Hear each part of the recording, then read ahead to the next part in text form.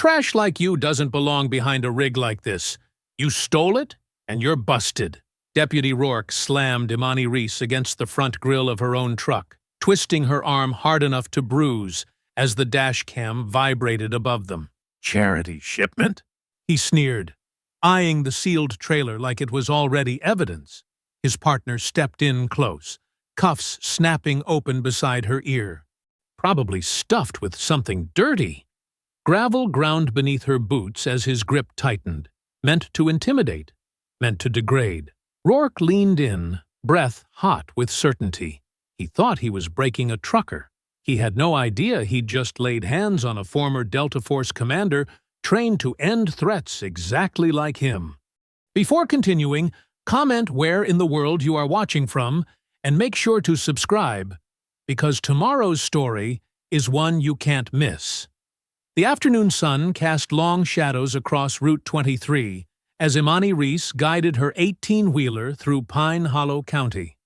Her eyes scanned the road ahead, taking in the empty stretches between the sparse trees that gave the county its name.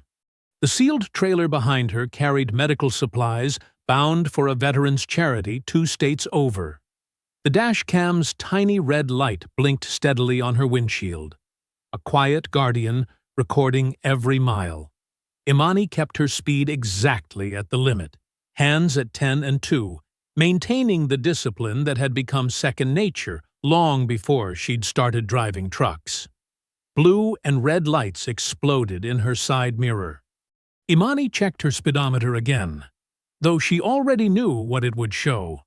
The patrol car's lights strobed closer, and she eased her rig onto the gravel shoulder, positioning it carefully to keep the dash cam's view clear.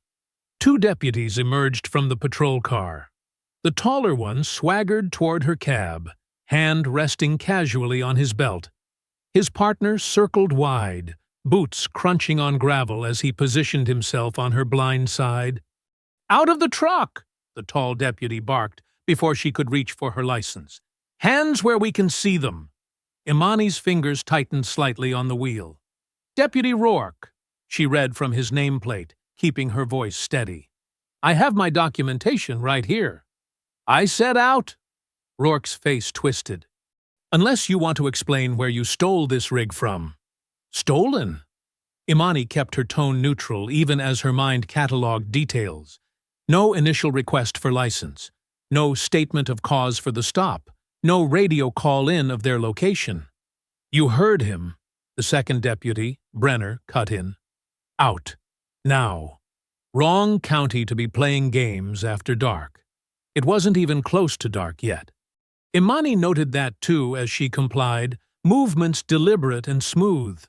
The gravel crunched under her boots as she stepped down. Rourke grabbed her arm immediately, shoving her toward the side of the trailer. "Hands on the metal. Spread 'em." Imani planted her feet, absorbing the push while scanning the empty road. No witnesses, no buildings, no cell signal bars on her phone. This stretch of highway felt owned, claimed territory rather than public road. "Running awful nice equipment for a long haul," Brenner said, circling closer. His hand kept drifting to his holster like he was hoping for an excuse. "Bet there's quite a story there." "The story's in my paperwork," Imani replied. "Everything's in order." "We'll be the judge of that," Rourke said. He started an exaggerated pat-down, hands lingering too long, movements designed to provoke and humiliate. "Awful mouthy for someone in your position." Imani focused on her breathing as Brenner blocked her view of the patrol car. The positioning wasn't random. They'd done this before. One to search, one to obstruct, working together to control what could be seen from the road. "Papers don't match," Rourke announced, though he hadn't even looked at them. "Gonna need to check that trailer." "It's sealed," Imani said. "Charity shipment, medical supplies." "That what you're calling it?" Brenner's laugh had an ugly edge. "Could be anything in there. Could be you're running something else entirely." Imani watched Rourke circle the trailer, paying special attention to the seal. His eyes had the hungry look of someone who'd already decided what he was going to find. This wasn't a traffic stop. It was a hunting pattern. Fish for an excuse, plant evidence if needed, split the proceeds later. Awful lot of freight traffic through our county lately, Rourke said, pulling something from his back pocket. The metal gleamed. Seal cutters. Awful lot of problems, too. But we keep things clean here. Right, Brenner. Yes, sir, we do. Brenner shifted his stance, thumb tapping his radio without keying it. No call-ins, no record, no witnesses. The sun hung lower now, stretching their shadows across the gravel. Imani's calm finally crystallized into something harder as Rourke approached the seal, cutters raised and a smirk playing across his face. She had read this situation like terrain from the first moment. The angles, the isolation, the practiced movements of predators who thought their badges made them untouchable. They had no idea they'd just cornered someone who'd spent years teaching others how to dismantle untouchable. Metal screeched against metal as Rourke worked the cutters against the trailer's seal. Brenner's fingers dug into Imani's arm, trying to force her still. The deputy's grip was tight enough to bruise, but his stance was sloppy. All show, no substance. "You're gonna regret making this difficult," Brenner hissed in her ear. His other hand rested on his holster, thumb flicking the retention strap. "Should have just played nice." Imani took a slow breath, measuring distances. The cab door hung open at just the right angle. Brenner's weight was too far forward. Rourke had turned his back completely, focused on breaking the seal. Amateur mistakes. She moved. One fluid motion. She dropped her shoulder, twisted her wrist through the gap in Brenner's grip, and used his own forward momentum to pivot him straight into the doorframe. His head snapped back with a hollow thunk. Before he could recover, she had his arm locked behind him, leveraging his weight against the truck's cab. "What the?" Rourke spun at the sound, dropping the cutters. His hand went for his weapon. Imani was faster. She kicked Brenner's legs out, dropping him face first into the gravel, and rolled sideways as Rourke charged. His wild grab met empty air. She caught his extended arm, redirected his momentum, and drove him down beside his partner. The move was pure physics, no punches thrown, just precise application of force and leverage. "Don't move," she said quietly, one knee pressed into Rourke's back. Her hand slipped into her boot, retrieving a hidden handcuff key she'd carried since her commanding days. Old habits died hard. "You're out of your mind." Rourke's curse cut off in a grunt as she secured his wrists with his own cuffs. "Assaulting officers!" Brenner wheezed, still kissing gravel. "You're done." "You're so done." Imani secured him just as efficiently, then reached through her cab window and triggered her dashcam's secondary audio recording. "Let's talk about why you really stopped me." "You attacked us!" Rourke twisted against the cuffs. "That's assault." "No cameras running, no radio calls, no probable cause," Imani listed calmly. "Almost like you were told to keep this quiet." Brenner's face went still. Rourke's neck flushed red. "We were told you'd be alone out here," Brenner spat, then immediately clamped his mouth shut, realizing his mistake. "Told by whom?" Imani pressed. "You don't get to leave with that load," Rourke growled. "Not from our county. Not with what's riding on it." Imani allowed herself a small smile. Both confessions captured cleanly on audio. She pulled their keys from their belts and walked to their patrol car, popping the trunk. The evidence of their real operation lay organized in neat rows: small plastic baggies, spare latex gloves, an extra badge without a number.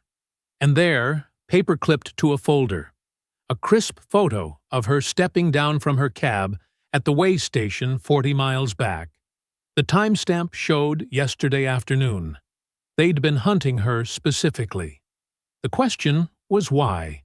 Imani pulled out her phone and dialed 911. The line clicked, Connected, then went dead with a sharp click. She tried again. This time, a female voice answered, sweet as artificial sugar. Pine Hollow Emergency Services. I need to report 2 deputies conducting an illegal stop on Route 23, mile marker 156. I have them restrained after they attempted to— Ma'am, the dispatcher cut in, voice dripping concern. Please stay exactly where you are. Help is coming right away. No request for details. No standard questions. Just syrupy reassurance and a clear instruction to stay put. Imani's neck prickled. What units are responding? She asked. Help is coming, ma'am. Please remain stationary. No sirens wailed in the distance. No radio chatter crackled from the patrol car. Just that sugary voice telling her to stay still, like a spider encouraging a fly to wait in its web. The deputies had stopped struggling. Instead, they watched her with small, knowing smiles. A low rumble grew in the distance. Imani turned toward the sound as multiple sets of headlights crested the hill ahead. The vehicles moved fast, running dark. No light bars, no sirens. Just shadows flowing down the highway like oil, closing the distance with predatory purpose. Both deputies started laughing. The headlights grew larger, eating up the dark road. Imani moved fast, grabbing both deputies by their collarbacks and dragging them behind her trailer's bulk. They struggled and cursed, but the cuffs held. Shut up, she ordered quietly, her voice carrying the kind of authority that made even Rourke's mouth snap closed. Years of command experience didn't fade. She pulled their body cameras off first, fingers working with practiced efficiency. The small devices contained everything she needed. Their approach, their threats, their slip-ups admitting they'd targeted her. Working quickly, she connected each camera to her encrypted phone, copying the files. You really think that'll help? Brenner sneered, but his voice shook slightly. Nobody's gonna believe you over us. Imani didn't respond, focused on uploading the footage to her dead man drop, a secure server that would release everything if she didn't check in regularly. Insurance against disappearing. The approaching vehicles were close now, their engines a low growl in the gathering dusk. She grabbed both deputies' radios, switching them to transmit mode and wedging them carefully under her trailer. Open mics, catching everything said in the next few minutes. Static crackled, then voices cut through. Got eyes on the truck? Seal intact? Clean this up fast. Sheriff Van wants no traces. Sheriff Hollis Van. The name clicked into place like a round being chambered. She had maybe 2 minutes before they reached her position. You're dead, Rourke spat. You hear me? Dead and buried where nobody asks questions. Like the other drivers? Imani asked softly, watching understanding flash across his face. She'd hit something there. Other victims, other stops, other cover-ups. The vehicles were close enough now that she could count them.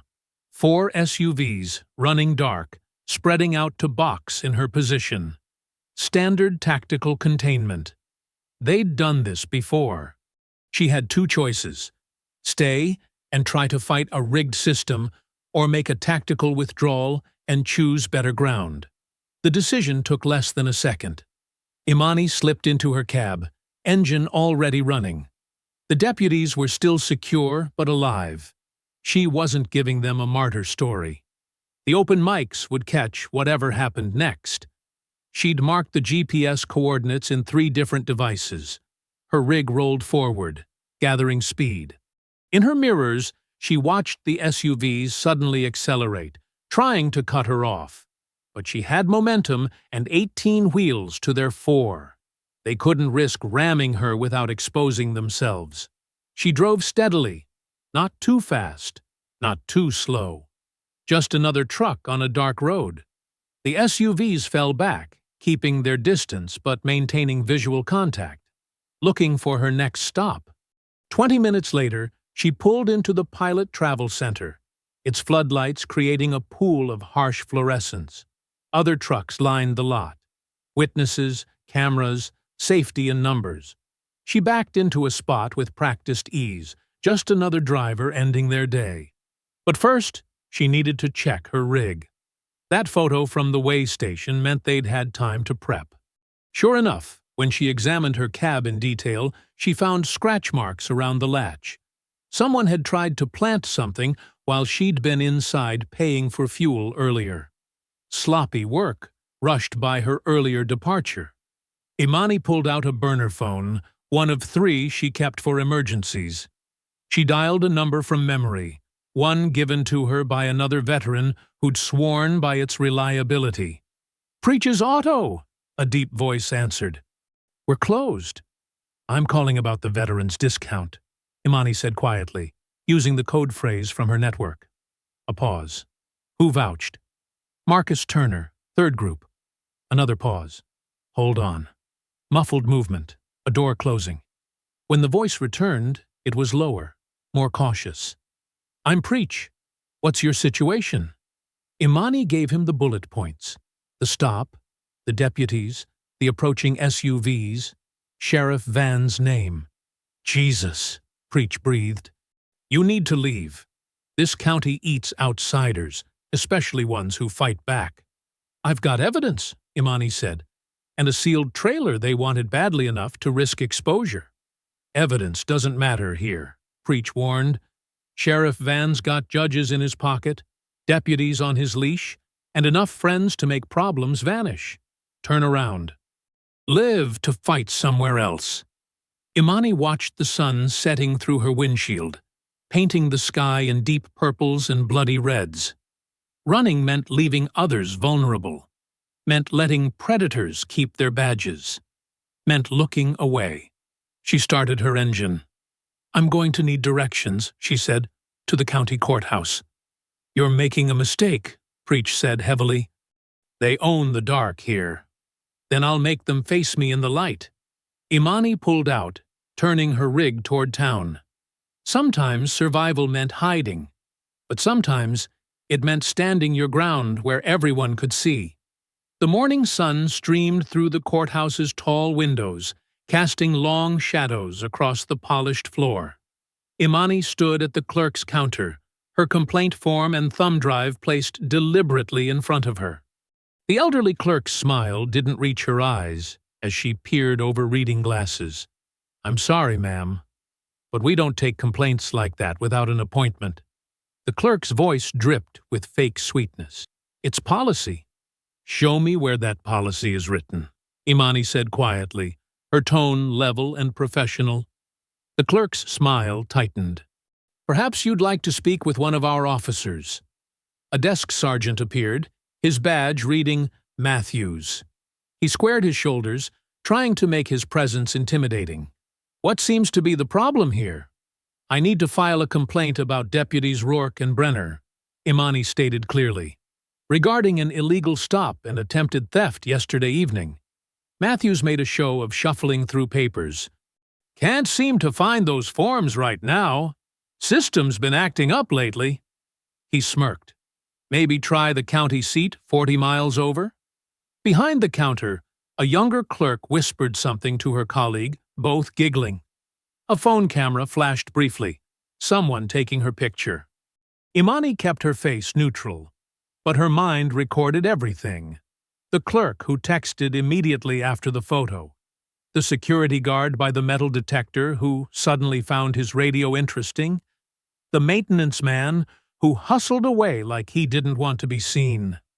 "We get all kinds through here," an officer lounging against the wall announced loudly.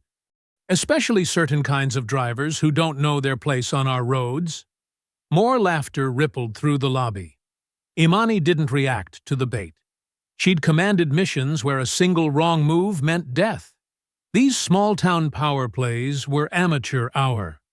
"I'd like to speak with Judge Kitteridge." The laughter stopped. The clerk's expression froze. "Judge Kitteridge is unavailable," Matthews said flatly. "Indefinitely." "I'll wait," Imani replied. "Could be a very long wait." Matthews leaned forward. "Might want to get back on the road. Safer that way." A woman in her early 30s with a messenger bag approached the counter, pretending to check a bulletin board. She had quick, observant eyes and a press pass partially hidden under her jacket. "Excuse me," the woman said quietly when Matthews stepped away. "Are you Imani Reese?" Imani turned slightly, evaluating the stranger. "Who's asking?" "Mina Duarte.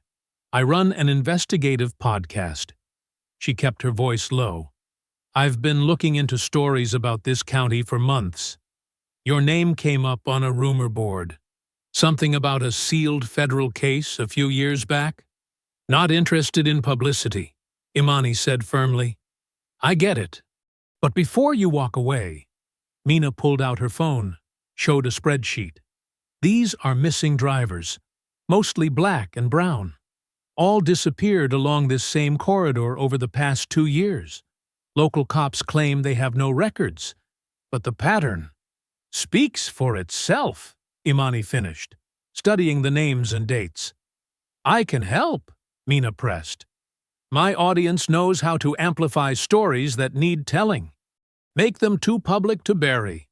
Imani was about to refuse again when movement at the main entrance drew everyone's attention. Sheriff Hollis Van swept in like a politician working a room. His uniform was crisp, his smile practiced and warm.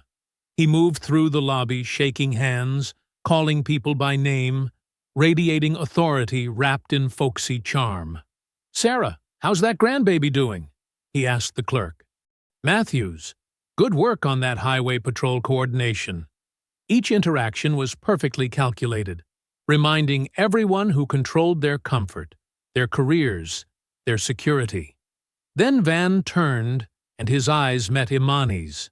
There was no surprise in his face, no confusion, just calm recognition, as if he'd been waiting for this moment. His smile never wavered. "Welcome to Pine Hollow," he said, voice carrying across the now silent lobby. "I don't believe we've had the pleasure." He extended his hand. The gesture wasn't friendly.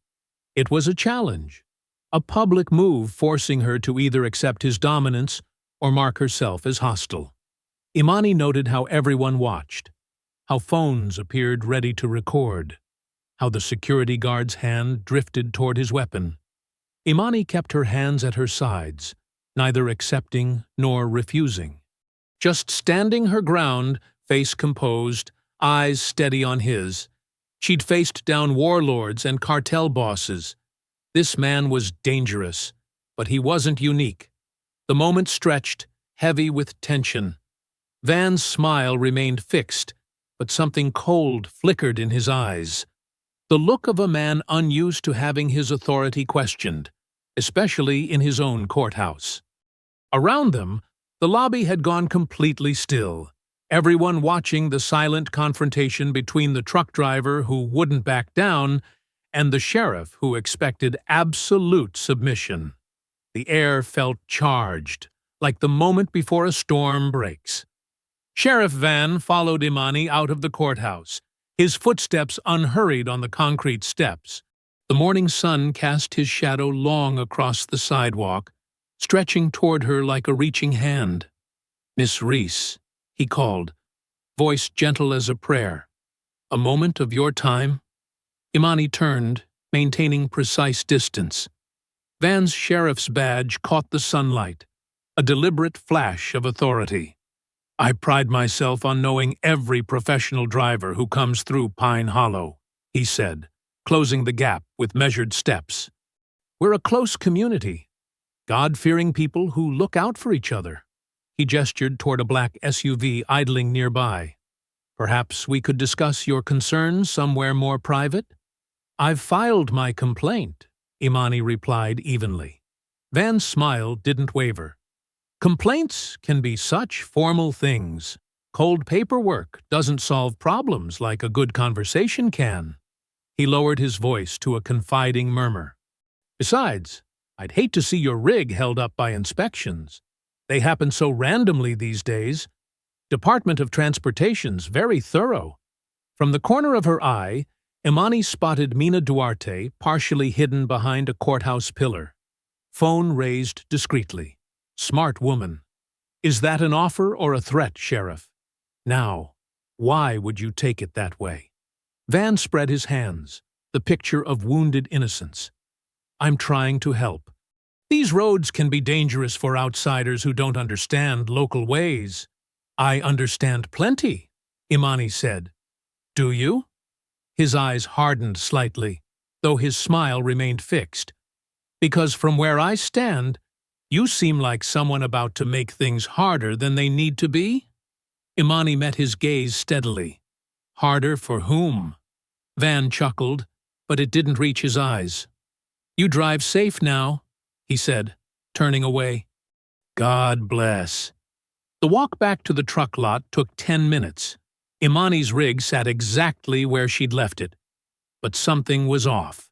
A patrol car rolled past slowly, the deputy inside making a show of checking his phone.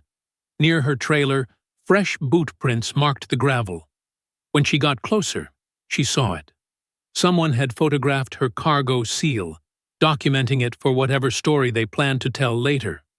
20 minutes later, she pulled into Preach's auto shop. The old mechanic waited by the bay door, expression grim. He waved her around back, out of street view. They're watching, he said, as she killed the engine. Been driving past all morning. Inside the shop office, Preach poured coffee into styrofoam cups. His hands were grease-stained but steady. County uses these roads like their personal ATM, he explained. Traffic stops, civil asset forfeiture, mysterious fines that vanish if you know who to pay. He settled into a creaking chair. But it's more than money. They target folks who don't fit their idea of who belongs here. How long? Imani asked. Got worse when Van took office. Man talks Jesus, but practices something else entirely. Preach glanced out the grimy window. You eaten today?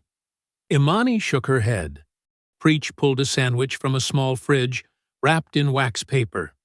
Not much, but it's clean, he said. She'd just taken her first bite when the sirens started. Red and blue lights strobed through the window glass, painting the walls in emergency colors. Car doors slammed. Heavy boots crunched on gravel. Pine Hollow Sheriff's Department. Anonymous tip about suspicious activity. Deputies swarmed the property, weapons drawn. They pushed past Preach's protests, spreading through the shop like a virus. Tools clattered to the floor. Drawers crashed open. Filing cabinets tipped with metallic shrieks. Well, well, a deputy called out. What do we have here? Near Imani's truck, he crouched, pointing at small plastic bags lying suspiciously clean against the tire well. They hadn't been there 10 minutes ago. The staged discovery was almost insulting in its obviousness. Imani pulled latex gloves from her pocket. She'd learned long ago to carry them, and carefully photographed everything. The bags, their placement, the deputy's position, the angle of the lights, evidence against their evidence. A different deputy shouldered close, tobacco on his breath.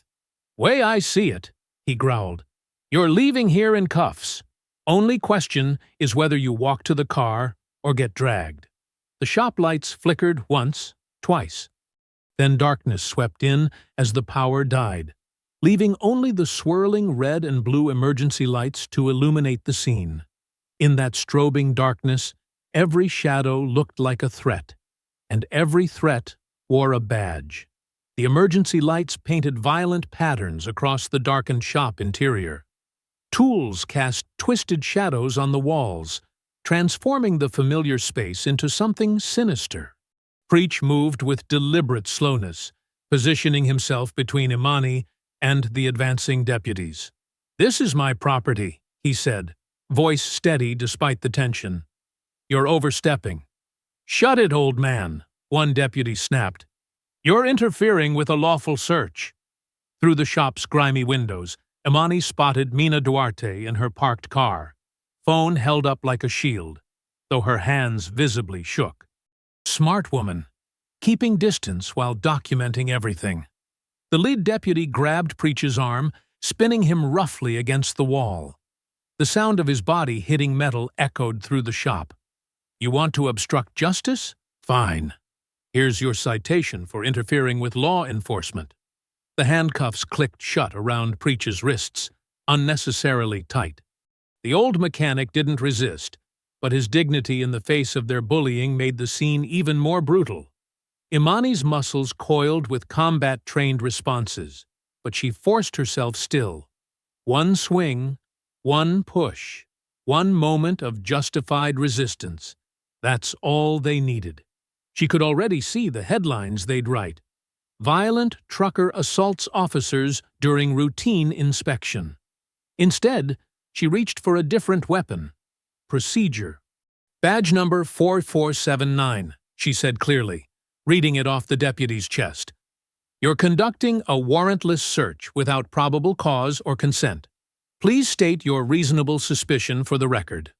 The deputy's swagger faltered slightly. He hadn't expected this calm recitation of policy. And Officer Martinez, badge 5582, Imani continued, her voice carrying to where Mina's phone recorded. You've just detained a property owner for requesting identification during an unannounced search. Department policy requires you to document your justification. She pulled out her own phone, keeping it visible. I'd like both of you to repeat your probable cause for this inspection. Slowly and clearly, please. The deputies exchanged glances. Their script hadn't prepared them for someone who knew the rules better than they did. You trying to play lawyer? Martinez sneered, but his confidence had cracked. No, Imani replied. I'm ensuring proper documentation of an official law enforcement action. Would you like to contact your supervisor to confirm procedure? The mention of supervision shifted the energy. The deputy's aggression deflated like a punctured tire, replaced by uncertainty. They'd expected fear, resistance, maybe even violence, anything that would justify escalation. Instead, they faced something worse: accountability. We're done here, the lead deputy announced, trying to salvage authority. But those bags stay where we found them. Evidence in plain view.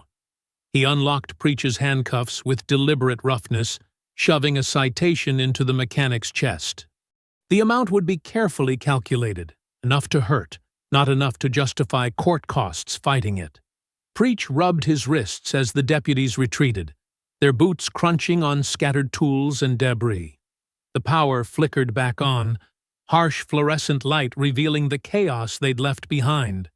Tools scattered everywhere, drawers hanging open, papers strewn across the floor. The planted bags sat accusingly near Imani's truck, a silent threat. You okay? Imani asked Preach. He nodded, straightening his shirt with dignity. Nothing I haven't seen before. But you... He looked at her with concern. They're not done with you. I know. Imani checked her watch. I need to move the rig before sunrise. She spent the next few hours practicing every counter-surveillance technique she'd learned in her previous life. 3 careful turns down side streets, watching for tail lights. 2 complete stops, letting any followers reveal themselves. 1 long loop through an industrial park, noting every vehicle that matched her path. They were following her, of course. Not obviously. They'd learned from her exposing their roadside tactics. But she spotted the same unmarked sedan at 3 different intersections and a patrol car that kept appearing just within sight. The pre-dawn air was heavy with humidity when she pulled into a 24-hour diner's parking lot. Mina's compact car was already waiting, its driver hunched over a laptop, surrounded by empty coffee cups. I can help, Mina said as soon as Imani approached. We blur faces, distort voices, protect sources, but people need to hear what happened on that road. Imani studied the younger woman's face, looking for any trace of glory-seeking or recklessness. She found only determined compassion. The locals come first, Imani said firmly. Nothing airs if it puts them at risk. Preach, the diner staff, anyone who might face retaliation, they get protection, or we don't move. Agreed, Mina nodded. I've got secure channels, ways to release information that can't be traced back.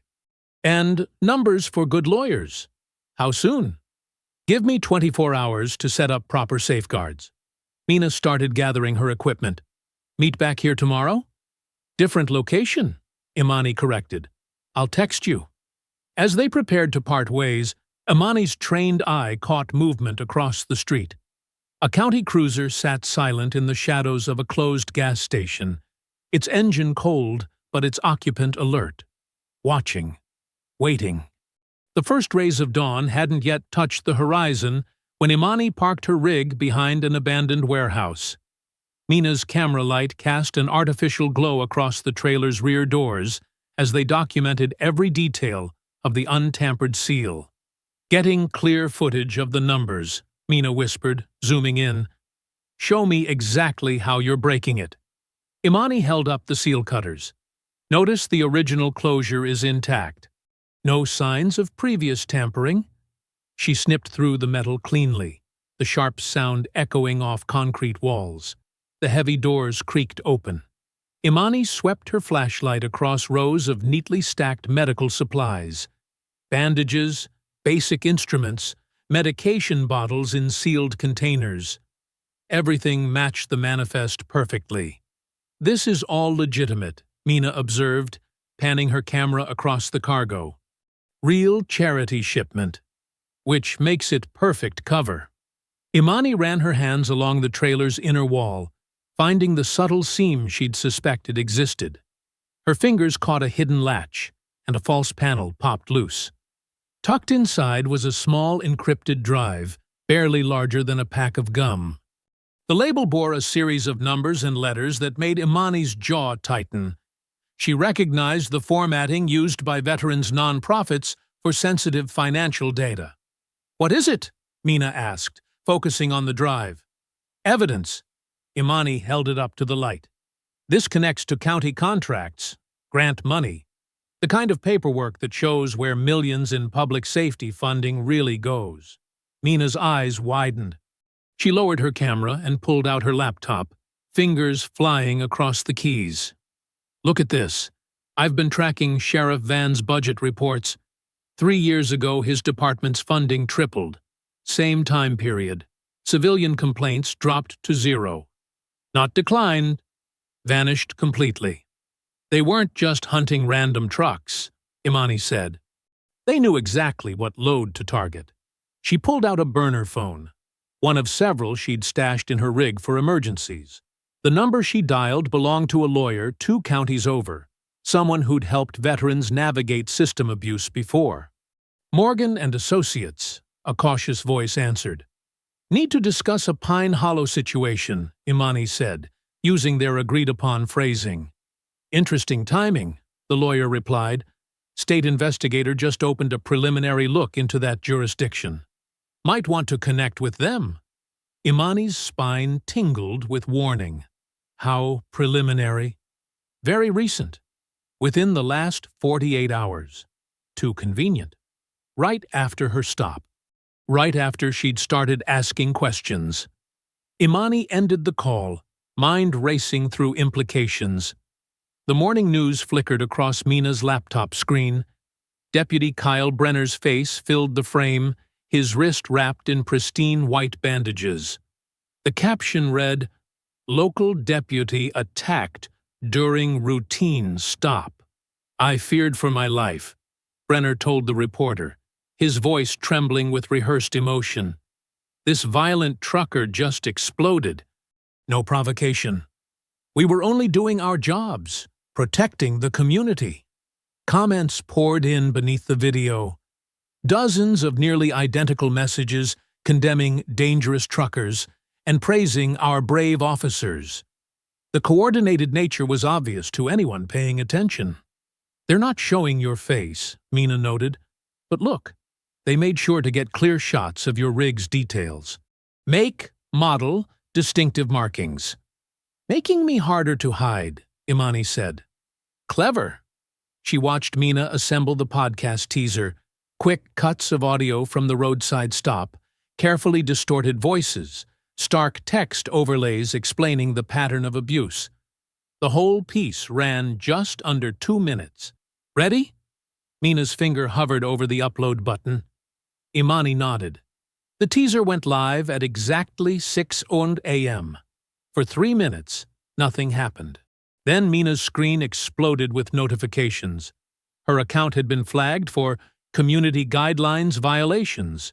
Copyright claims appeared against audio she hadn't even used. A flood of automated reports targeted her channel. They were waiting, Mina muttered, trying to counter the digital assault. They knew exactly. Her phone buzzed.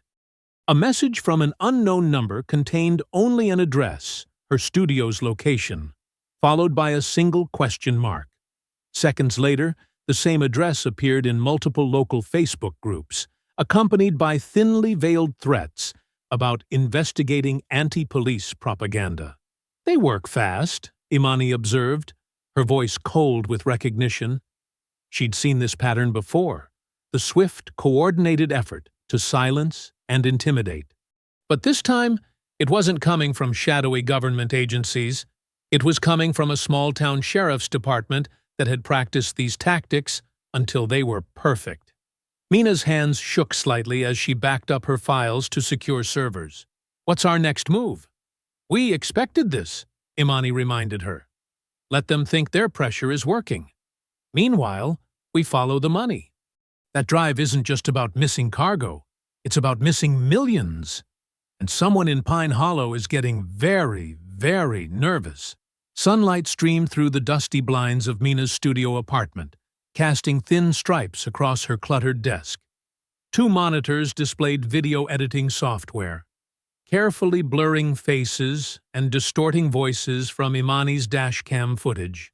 The small space smelled of coffee and determination. There, Mina said, making a final adjustment. Deputies' faces are obscured, but their actions are crystal clear. Audio's clean enough to understand, but processed enough to protect sources. Imani leaned forward, watching the footage play back. The roadside encounter looked almost surreal in daylight. The deputies' aggressive posturing, their calculated cruelty, the moment everything changed. Good work on the audio. You can hear the threat in their voices without identifying them. Ready? Mina's finger hovered over the publish button. Imani nodded. Do it. The episode went live at exactly 10:15 a.m. For 5 minutes, silence. Then Mina's phone erupted with notifications. Call after call poured in, each person speaking their own piece of the larger puzzle. I'm a waitress at the truck stop, one woman said, her voice trembling. I've seen them plant things in people's vehicles during routine searches. They make sure we all watch. A man identifying himself as a former dispatcher spoke in hushed tones. They trained us, which calls to drop. Said it was about resource management. But it was always specific callers, specific situations. Always. They took everything, a driver reported. Said my paperwork was suspicious. Never saw my cargo again. Department claimed no record of the stop. Imani documented each call meticulously, noting patterns, cross-referencing details. Outside the studio window, she watched people on the street pause at Sheriff Van's campaign banners. The bold words, safety, family, faith, seemed to take on new meaning as passers-by studied them with fresh eyes. Look at this, Mina said, pointing to her screen. An email had arrived from Judge Kitteridge's clerk, marked urgent. The judge will hold an emergency hearing if we submit evidence through proper channels. Forward that to the attorney, Imani said, pulling out her burner phone.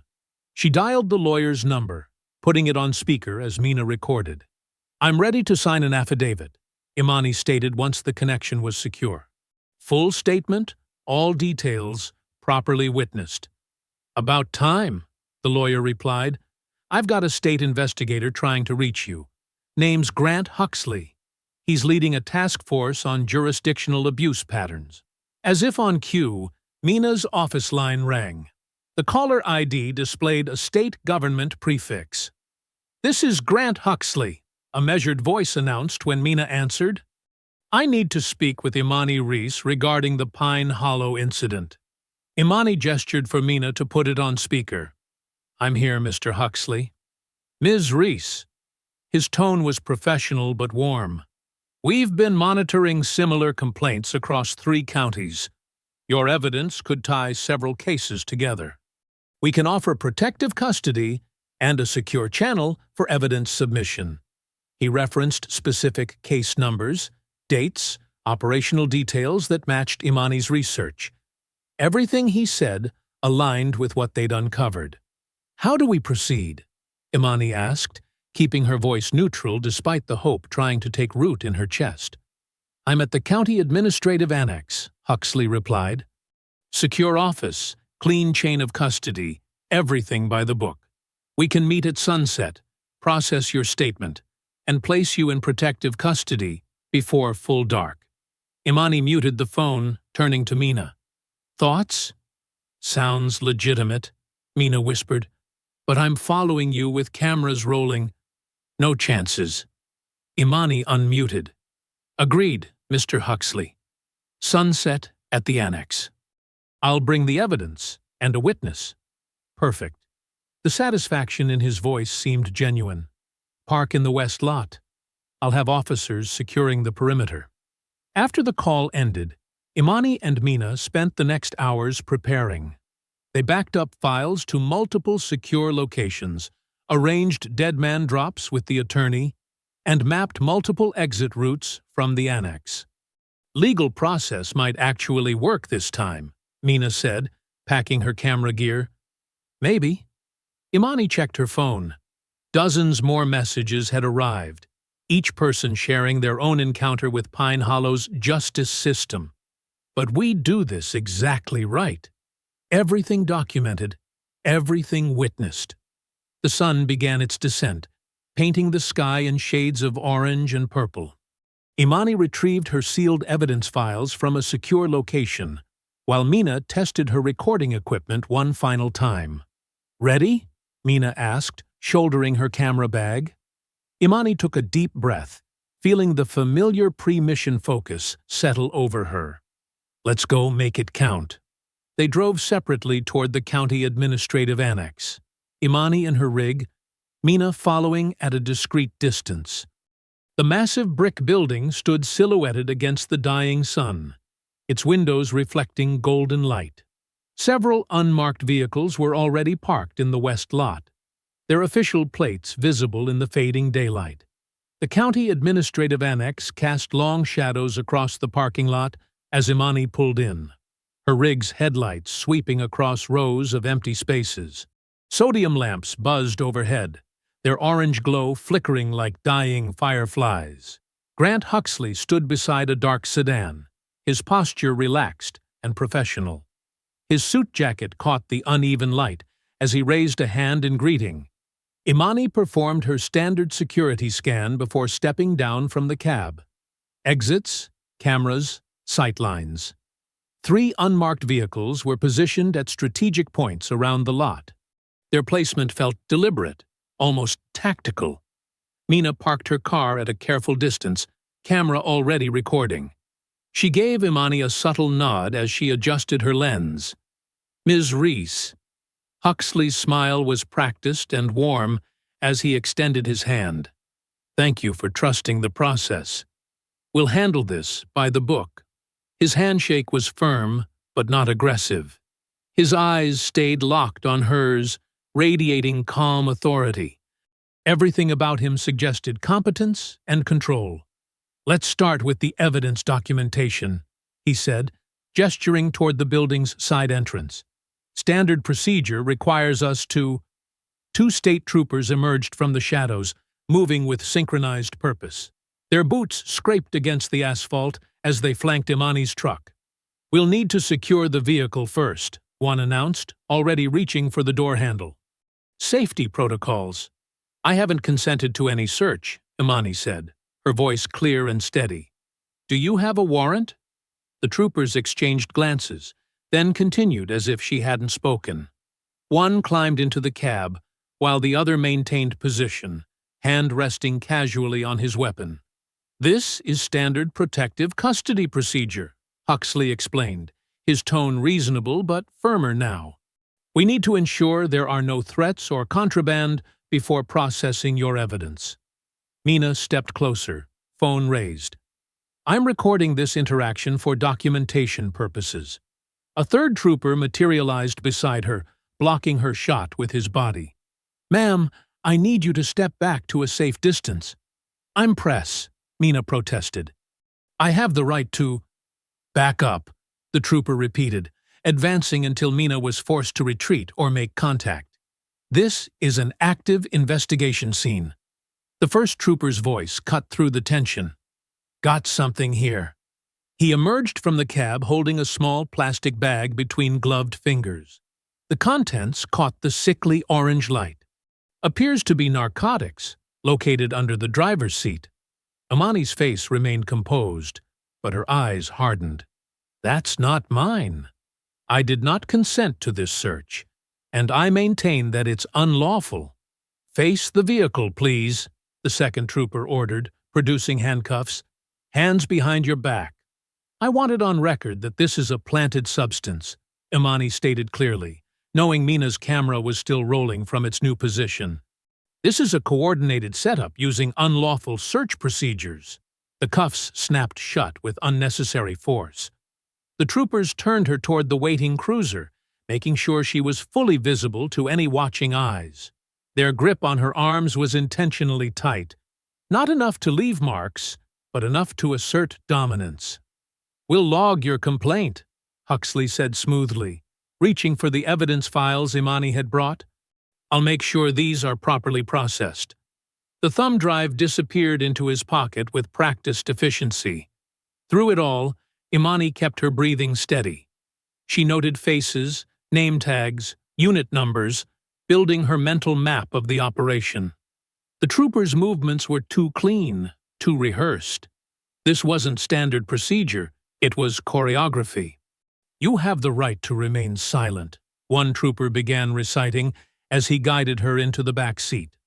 The words felt hollow, a ritual stripped of meaning. Mina's voice carried across the lot. "This is being documented. We have multiple recordings of—" "Clear the scene," a trooper ordered, stepping toward her. "Or we'll cite you for interference." The cruiser door slammed shut with finality. Through the window, Imani watched Huxley speak quietly into his phone, her evidence files tucked securely under his arm. His calm smile never wavered. They drove her through empty streets, past closed shops and dark houses. The county jail rose up like a concrete monument to small-town power, its few lit windows glowing like predatory eyes. The booking process was efficient and impersonal. Forms were filled, fingerprints taken, possessions logged. Each step felt predetermined, as if following a script written long before she arrived. Steel doors clanged shut behind her as they led her to a cell. The sound echoed through the corridor like a judge's gavel, marking the end of one phase and the beginning of another. Through the narrow cell window, Imani caught movement in the hallway. Sheriff Hollis' van's distinctive silhouette appeared, backlit by fluorescent lights. He stood with the easy confidence of a man in his own domain, hands clasped behind his back, watching.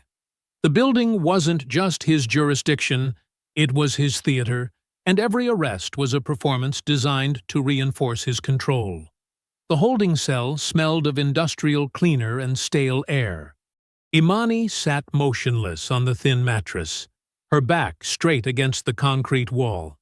Her breathing remained measured and controlled as she absorbed every detail of her surroundings, the hollow echoes of footsteps, the mechanical whir of cameras, the precise timing of guard rotations.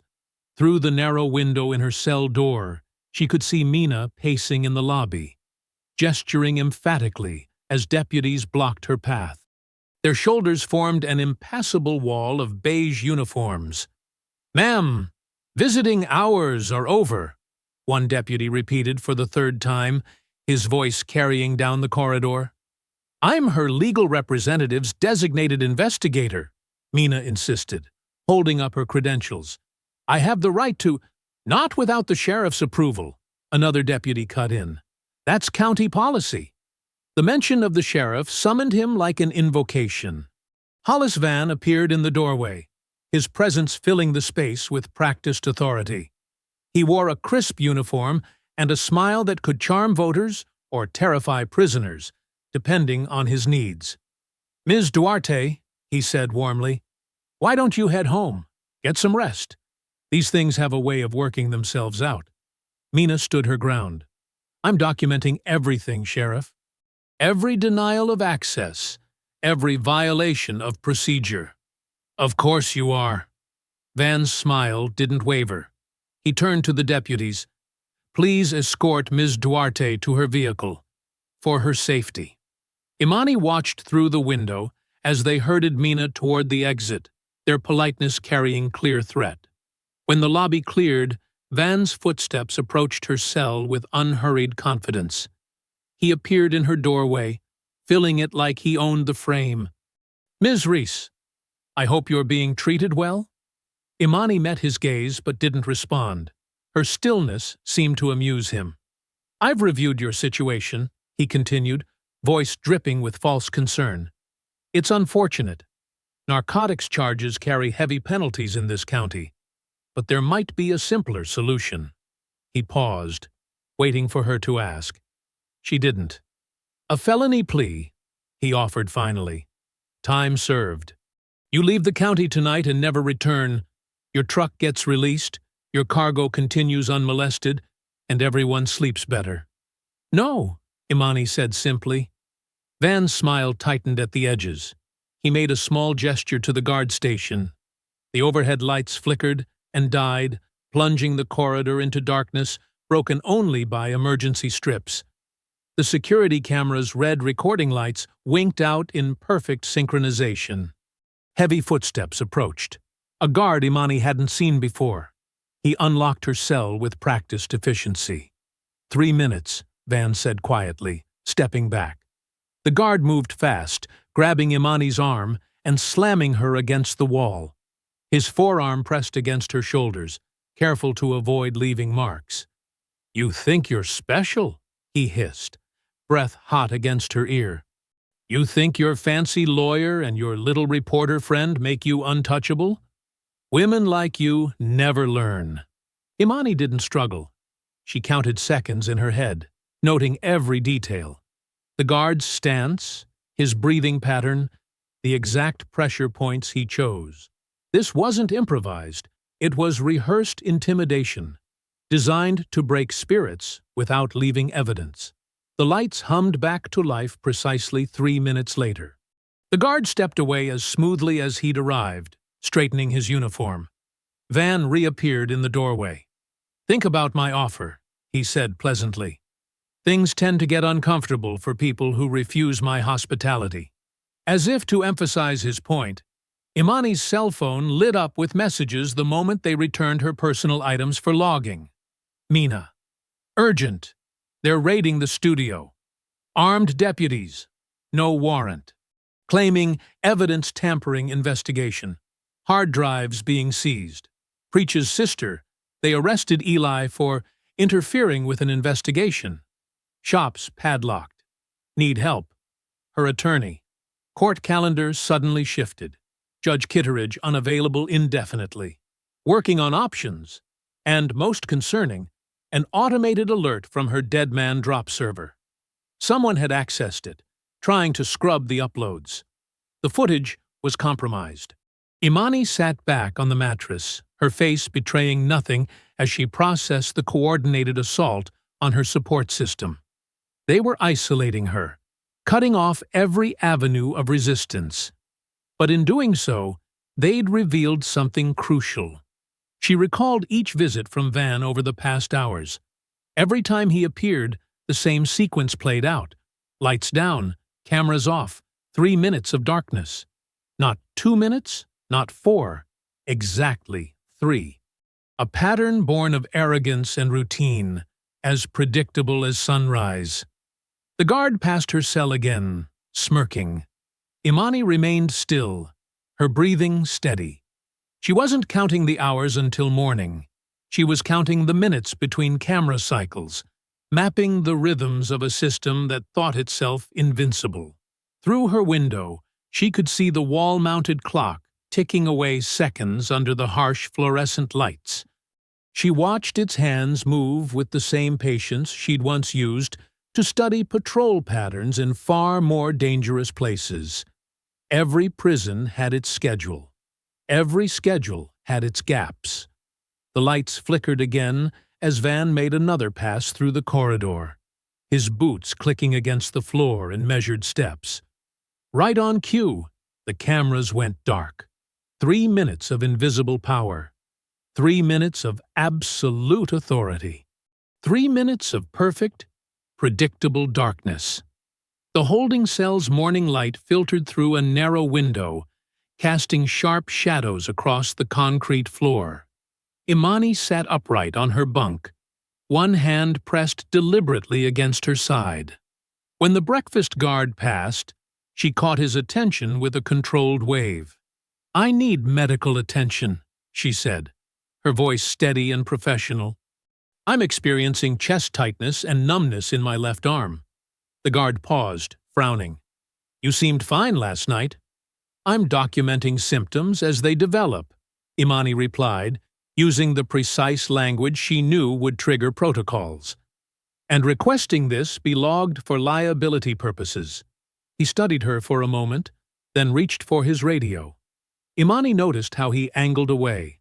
Standard procedure for calling in sensitive information. She'd been mapping these small details all night. Which guards favored which positions, how many seconds between security buzzes, the exact pattern of camera sweeps. Within 15 minutes, a nurse arrived with a clipboard and an expression of professional skepticism. Imani described her symptoms with medical terminology that made the nurse look up sharply. "Previous cardiac history?" the nurse asked, wrapping a blood pressure cuff around Imani's arm. "Everything's in my medical file," Imani said. "I need this complaint logged, please, with timestamps." The nurse's pen scratched across official forms, creating the paper trail Imani needed. As she worked, Imani tracked the morning shift change through her peripheral vision. 3 new guards, 2 familiar faces from night shift lingering to chat. The camera in the corridor clicked as it panned. Somewhere across town, Mina was hunched over a borrowed laptop in the basement of Preach's cousin's house.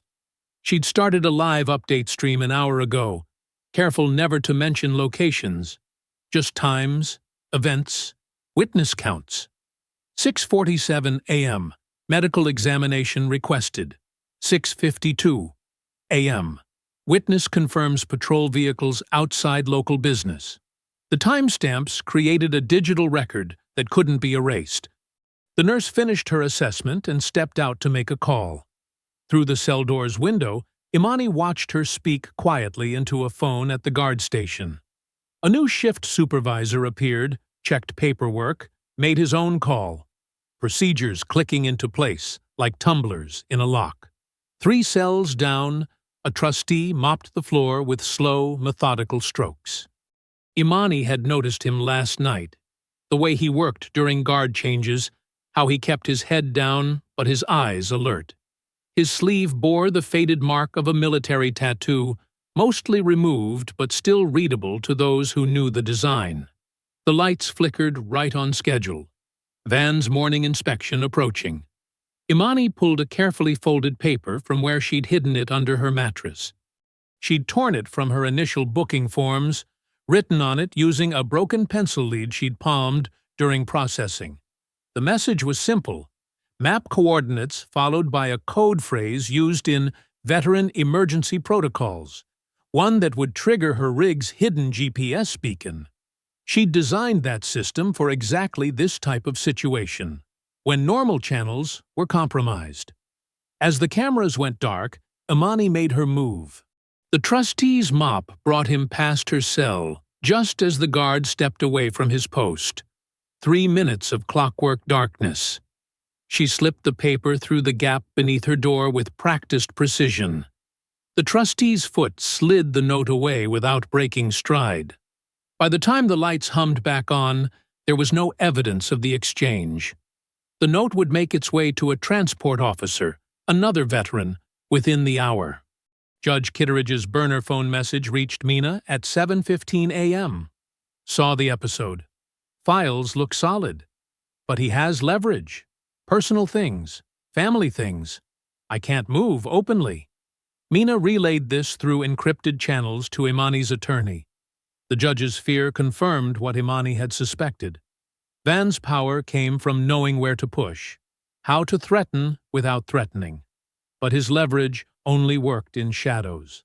The nurse returned with transfer papers. "We're moving you to County General for observation," she announced, marking more check boxes on her forms. Protocol for cardiac symptoms. 2 guards arrived to escort Imani. They cuffed her with practiced efficiency, but she noticed their uncertainty. This wasn't a normal prisoner transfer. It hadn't come through their usual channels. The transport van waited in the Sally Port, its engine idling in the gray dawn light. As they led her through the corridors, Imani counted cameras, noted blind spots, mapped each security checkpoint. She kept her breathing steady, her steps measured. To anyone watching, she was just another prisoner being moved through the system. But she knew her GPS beacon was now active, broadcasting its location to a network of veterans who understood its significance. Mina's live stream would track the transport timeline. The nurse's paperwork created an official record. Judge Kitteridge's message proved the corruption went higher than street level. Each small piece, the medical complaint, the timestamp stream, the GPS signal, formed part of a larger strategy. Imani hadn't spent the night panicking. She'd spent it building a net of visibility that would make her disappearance impossible. The transport van's rear doors swung open. Dawn painted the sky in shades of purple and orange as Imani stepped up into the vehicle, her cuffs clinking quietly against the metal seat.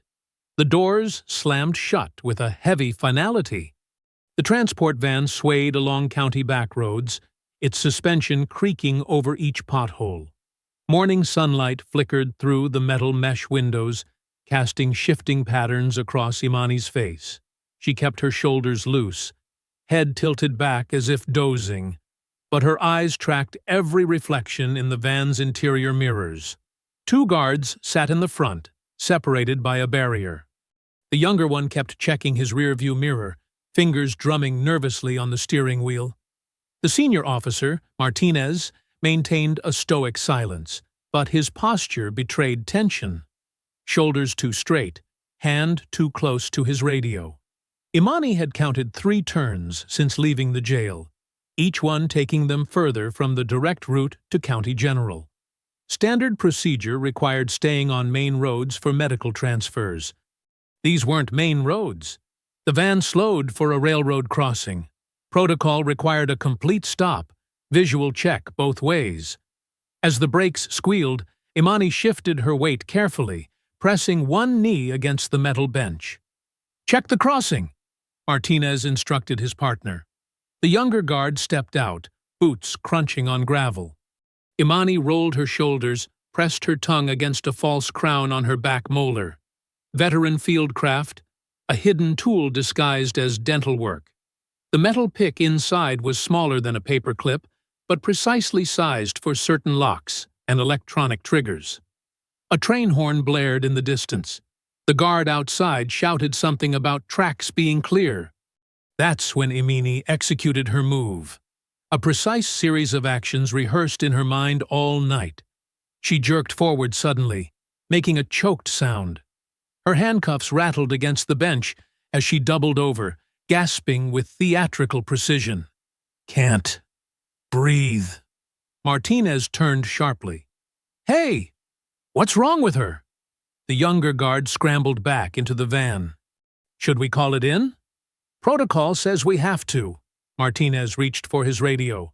"Medical emergency, During transport, Imani continued the performance, wheezing just loud enough to mask the soft click of her hidden tool engaging with her rig's remote beacon trigger, a modified key fob she'd prepared for exactly this scenario. 3 quick pulses. Activate. Broadcast. Emergency protocol. Dispatch, we need medical response, Martinez was saying. Location is... Static cut through his transmission. The younger guard swore, adjusting frequencies. More static. While they focused on communications, Imani's beacon was already broadcasting. Somewhere in Preach's cousin's basement, Mina's borrowed laptop pinged with the signal. Within seconds, her live stream activated. Signal detected. If you see this marker, timestamp it. Record everything. Traffic cams, store security feeds, anything public. Build the timeline. The van's radio crackled. A new voice cut through. Unit 217. Redirect to alternate location. Code 4 Alpha. Martinez frowned. 4 Alpha? That's not. Confirmed. Unit 217. Proceed to Morgan Event Center. Security teams standing by. The younger guard shifted uncomfortably. But the hospital? Those are orders, Martinez said, but his tone carried doubt. Imani had stopped gasping, now sitting calmly upright. The sudden change made Martinez eye her suspiciously. You're awful relaxed for someone who couldn't breathe a minute ago, he said. Imani met his gaze in the rearview mirror. Because I've been hunted before, she replied evenly. And I learned how hunters get sloppy. They forget to check their corners. They miss the obvious signs. The younger guard's radio squawked again, local channels flooding with chatter. Online viewers were already triangulating the van's position. Every traffic light camera, every store security feed, every cell phone video became a data point in Mina's growing digital map. 3 patrol cars just passed Main Street, one viewer reported. Timestamp 8:17 a.m. Emergency vehicles redirecting toward Morgan Center. Event permit filed yesterday. Community prayer breakfast with Sheriff Van. The van turned onto a wider road. Through the mesh windows, Imani glimpsed campaign posters stapled to telephone poles. Sheriff Van. Leadership you can trust. Each one perfectly placed for maximum visibility. Why's everyone heading to a prayer breakfast? The younger guard muttered. Martinez didn't answer, but his knuckles whitened on the steering wheel. He knew, or suspected, that this transport had become something else. A show. A performance. Imani felt the road surface change from asphalt to concrete. The van slowed, turning into what sounded like a larger lot. Voices filtered through the walls, a crowd gathering. Camera shutters clicked. Someone was testing a microphone. Unit 2117. Proceed to rear entrance, dispatch instructed. Security team will escort prisoner. The van rolled to a stop. Through the windows, Imani saw the Morgan Event Center rising above them, all glass and polished stone. Television vans clustered in one corner, their satellite dishes raised like mechanical flowers. Campaign banners draped the entrance. Safety, family, faith. Somewhere inside, Sheriff Van would be straightening his tie, rehearsing his speech about law and order, about making examples of those who threatened his community's peace.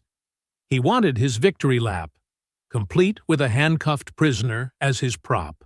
Martinez opened the van's rear doors. Sunlight flooded in, along with the buzz of gathering crowds. Camera flashes sparked like lightning. Reporters jostled for position behind hastily erected barriers. Imani rose slowly, the chain between her ankles clinking against the van's floor. She stepped down into the light, squinting at the sudden brightness, but keeping her spine straight. No stumbling, no hesitation. She faced the cameras with the same calm she'd carried through firefights and ambushes. The event center doors stood open, spilling out the sound of gospel music and measured applause. Security teams formed a corridor through the crowd, their earpieces gleaming. Above them all, Van's campaign banner rippled in the morning breeze, its words now reading less like a promise and more like a challenge. Fluorescent lights hummed in the event center's back hallway, casting harsh shadows across the faces of deputies flanking Imani. The air smelled of fresh paint and floor wax, everything polished for the cameras waiting beyond the double doors. Sheriff Hollis Van stood before a mirror mounted on the cream-colored wall, adjusting his silk tie with practiced precision. His reflection showed a man comfortable in expensive clothes, someone who'd mastered the art of looking trustworthy. He smoothed non-existent wrinkles from his jacket lapels, then turned to face Imani with a pastor's practiced smile. Quite a morning for prayer and reflection, wouldn't you say? His voice carried that same manufactured warmth, though some of us have more to reflect on than others. Deputy Rourke, sporting a theatrical wrist bandage, sneered and jerked Imani's cuffs. "Keep moving, troublemaker." Through the walls, they could hear the growing murmur of the crowd. Local media, church groups, politicians, all gathering to witness Van's carefully orchestrated message about law and order in Pine Hollow County. Mina's live stream counter ticked steadily upward.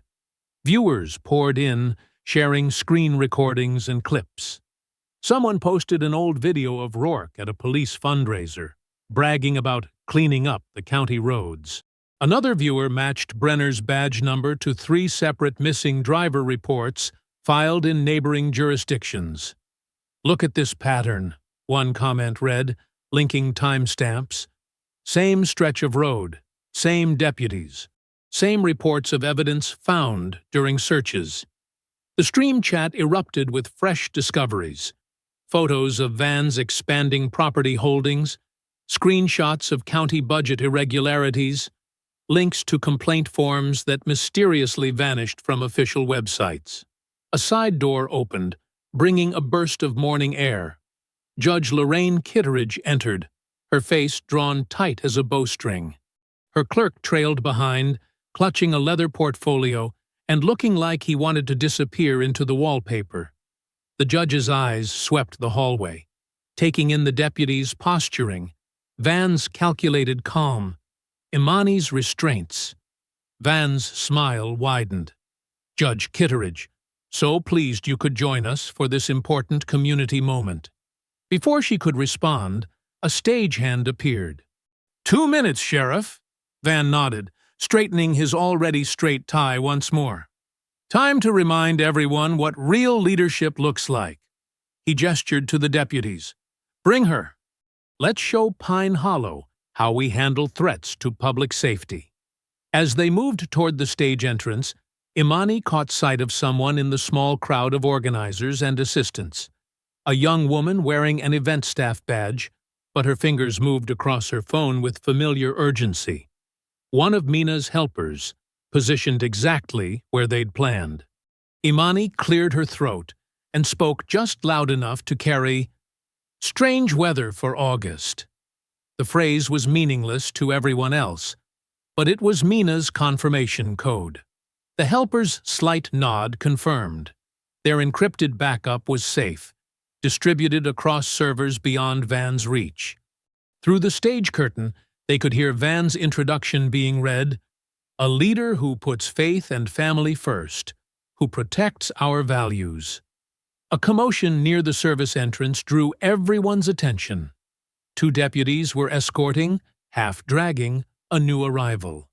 Eli Preach Sutton stumbled between them, his wrists shackled, his usually pristine mechanic's uniform wrinkled and stained. They'd clearly pulled him straight from his cell, not even allowing him to clean up. Judge Kitteridge's posture changed. Something in her carefully maintained professional distance cracked at the sight of Preach, a respected business owner, a community elder, being paraded in chains like a medieval spectacle. The message wasn't subtle. This is what happens to anyone who helps the wrong people. "Get him in position," Van ordered quietly. "When I signal, bring them both out. Let everyone see what law enforcement means in Pine Hollow." The judge's hands tightened on her robes. Her clerk touched her arm, whispering something urgent, but she shook her head. The fear that had kept her careful all these years was transforming into something harder and less manageable. Applause thundered as Van stepped through the curtain. His voice boomed through the sound system, practiced and powerful. "My friends, my neighbors, we gather today to reaffirm our commitment to lawfulness and order." The massive screen behind the stage showed his face in high definition. Every gesture calculated for maximum impact. Camera flashes sparkled from the media section. Phones rose throughout the crowd, recording. "In Pine Hollow County," Van continued, "we believe in doing things the right way, the legal way.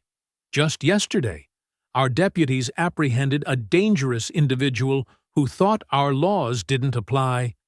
Imani stood in the wings, watching Van work the crowd like a revival preacher. Deputies shifted impatiently, eager for their cue to drag out their prisoners. Preach kept his head high despite everything. Dignity intact, even in handcuffs.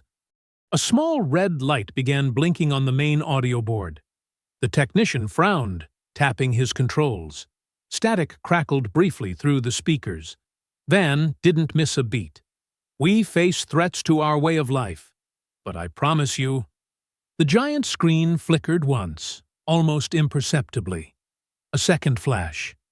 The audio popped like distant thunder. Something was happening to the feed.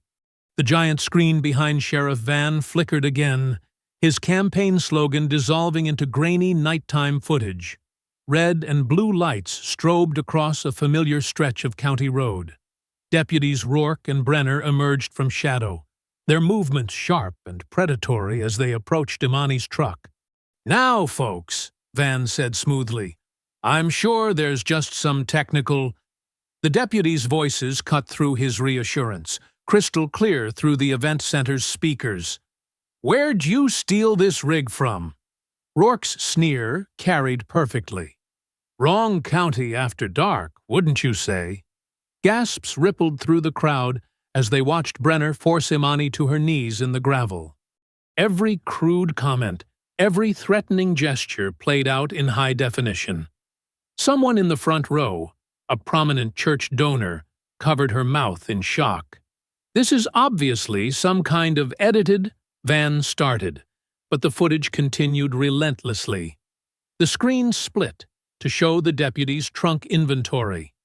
Evidence baggies laid out like merchandise, spare gloves, the printed surveillance photo of Imani at the way station. Mina's steady narration laid out each piece. Pre-planned targeting, systematic harassment, pattern of predatory stops. State representatives in the audience began edging toward the exits. A county commissioner buried his face in his hands. The local news crews swung their cameras from Van to the screen and back, capturing his increasingly strained smile. "These are serious allegations," Van said, gripping the podium. "But I assure you—" The next file appeared. Spreadsheets, bank records, property deeds. Each document connected seized assets and public safety grants to a web of private accounts. Red lines traced money flowing from traffic stops to shell companies, then to offshore holdings. Names highlighted themselves. Shell company directors matching Van's family members. Property purchases dated to major drug seizures. "This is fake news," Van announced, forcing a laugh. "Complete fabrication by troublemakers who—" Movement at the side doors caught everyone's attention. Men and women in dark suits entered quietly, spreading along the walls. Their badges weren't local. These were state agents, summoned by the mounting public pressure and Judge Kitteridge's hastily signed emergency orders. Van's voice rose, taking on a preacher's righteous tone. "My friends, we're witnessing an attack on law and order itself. These so-called records are nothing but— The documentation is complete and verified." Imani's voice cut through his performance. She stepped onto the stage, still in handcuffs, but her presence commanded attention. The deputies flanking her suddenly looked unsure. "Chain of custody is maintained for all recordings," she continued, her tone precise and professional. "Dash cam footage, body cameras, and dispatch logs are preserved with timestamps. The roadside location where deputies Rourke and Brenner were left restrained but unharmed is logged at coordinates 34.729 north, 92.358 west. The pattern of 3-minute camera outages during sheriff visits is documented across multiple dates. She wasn't emotional or accusatory. She was methodical. The audience felt the shift. This wasn't an angry accusation. It was a battlefield report. The medical supplies in my trailer were cover for financial documents meant to expose county contract fraud, Imani stated, which is why an illegal stop was arranged using my photo from a compromised way station camera. Van grabbed the microphone. "This woman attacked officers. She's a criminal trying to—" "The officers were recorded admitting they were told I'd be alone," Imani continued calmly. "Their trunk contained prepackaged evidence. Dispatch logs show a coordinated non-response. Judge Kitteridge has signed an order confirming probable cause for a full investigation." The state agents moved forward, their paths converging on the stage. Donors in the front rows physically recoiled from Van, creating distance between themselves and what was coming. "This is a mistake," Van announced, but his voice had lost its polish. "I've served this county faithfully for—" "Sheriff Hollis Van," one of the agents cut in, reaching for handcuffs. "You're under arrest for conspiracy, corruption under color of authority, and multiple counts of civil rights violations." The crowd watched in stunned silence as the cuffs clicked around Van's wrists. His campaign banner still hung above the stage. Safety, family, faith. Now reading like an indictment. Cameras flashed in rapid succession. Phones recorded from every angle. The giant screen continued cycling through evidence, each new document adding weight to the moment. "This is what happens," Van tried one last time, "when we let outsiders into our—" "No!" Judge Kitteridge's voice rang out as she stood. "This is what happens when we finally stop letting fear silence the truth." The agents began reading Van his rights, their voices echoing through the sound system he'd arranged for his own glory. His practiced smile cracked completely, revealing the rage and panic beneath. He looked desperately toward his deputies, but they stepped back, already calculating their own survival. The audience that had gathered to witness his power now witnessed his fall instead. Every phone, every camera, every witness ensuring this moment couldn't be buried or denied. This wasn't just an arrest, it was the dismantling of a system, played out under lights Van himself had arranged. Backstage at the event center erupted into controlled chaos.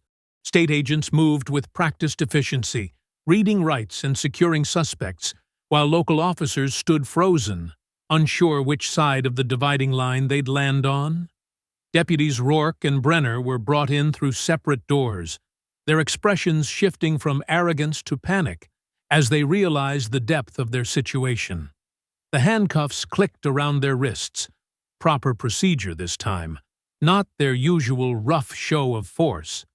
"You're under arrest for civil rights violations, conspiracy to commit evidence tampering, and abuse of authority under color of law," the lead agent announced, loud enough for everyone to hear. The deputies' faces drained of color as their badges were removed. Across the room, another agent was carefully unlocking Preach's restraints.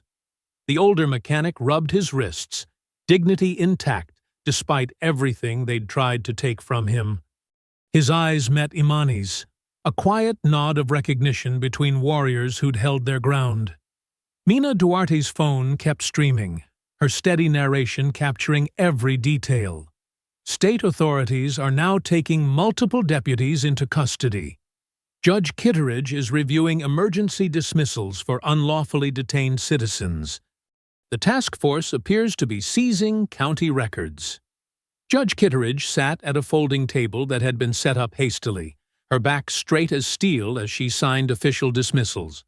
Her hand moved with decisive strokes, no hesitation left in her movements. "Case dismissed with prejudice," she announced, stamping Imani's paperwork, "due to documented misconduct and unlawful search." She did the same for Preach's file, then began reviewing other cases marked for priority examination. The event center's main hall had transformed into something between a courthouse and a public confession. Townspeople who'd arrived expecting a sheriff's victory speech now stood in clusters, watching officers they'd feared for years being processed one by one. The badges that had seemed untouchable suddenly looked different, smaller, vulnerable to consequence. Mina's laptop chimed with donation notifications. Her listeners had mobilized, raising emergency funds in real time. 5,000 for Preach's shop repairs, she announced. 10,000 for legal defense funds to protect witnesses who come forward. The community is responding. State investigators moved through the space with purpose, serving warrants and securing evidence. "All county records are being seized immediately," the lead agent declared. "Missing persons cases from the corridor are being reopened. We're establishing a dedicated task force to review every traffic stop, every seizure, every complaint that was buried." Someone thrust a microphone toward Imani, asking for a statement. She shook her head, declining the spotlight. Instead, she spoke directly to the investigators. "What matters is concrete change. I want body camera audits, preservation of dispatch logs, and independent oversight of traffic stops. This isn't about speeches. It's about making sure no one else gets hunted on these roads."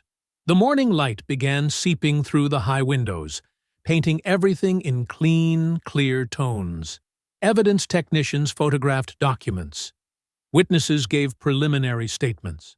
The machinery of real justice had engaged, grinding slowly but thoroughly. Preach stood near the exit, watching it all with quiet satisfaction. A small group of community members approached him, offering help to rebuild his shop.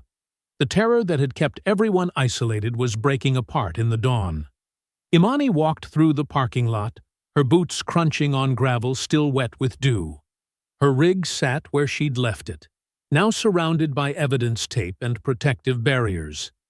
She approached slowly, taking in every detail. The familiar curves of the cab, the sealed trailer that had carried more than charity goods, the windshield that had witnessed everything. The driver's door opened with its usual creak. Imani placed her hand on the steering wheel, feeling the worn grip spots that had become home. This wasn't just a truck anymore. It was proof that running and hiding weren't the only options.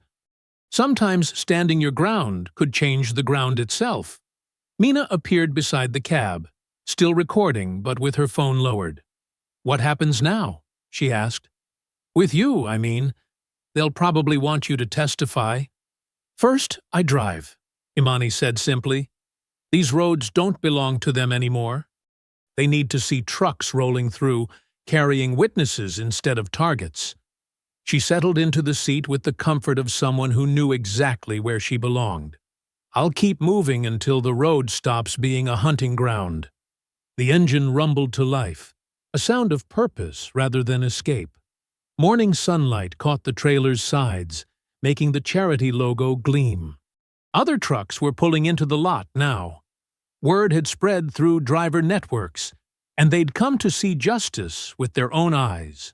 Imani released the brake and eased forward, her rig moving with deliberate confidence. She wasn't running from Pine Hollow County. She was leading the way through it, showing others it could be done. The road ahead stretched clean and clear, belonging to everyone again. Behind her, the event center continued its transformation into a place of reckoning. But ahead, through the windshield, lay miles of asphalt that would carry different stories now. Stories of standing ground, of justice served, of roads reclaimed from those who'd tried to own them. If you enjoyed the story, leave a like to support my channel, and subscribe so that you do not miss out on the next one. On the screen, I have picked 2 special stories just for you. Have a wonderful day.